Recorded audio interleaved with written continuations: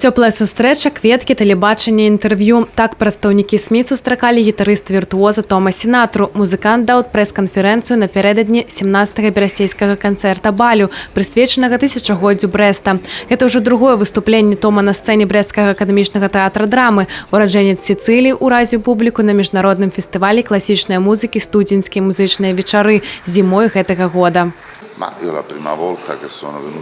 Калі я прыехаў у Брэст у студзені і ўбачыў, я проста закахаўся ў гэтую публіку. Ваша публіка дала мне шмат эмоцый, я не чакаў. Калі ты з'язджаеш з гэтага горада, ты памятаеш гэтыя эмоцыі, значыць, гэтыя эмоцыі былі сапраўднымі.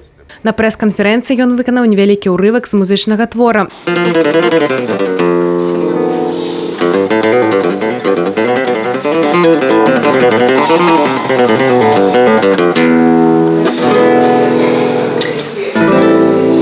Пік свайго віртуознага майстэрства Том прадэманстраваў на канцэрце, дзе ён граў на гітары, мандаліне і фартэпіяна. Публіка зноў была ў захапленні. Пасля Брэста музыканта чакаюць гастролі ў Італіі і Амерыцы. У горад над Бугам ён хоча вярнуцца як турыст, каб пагледзець усе яго славутасці і бліжэй пазнаёміцца з культурай горада.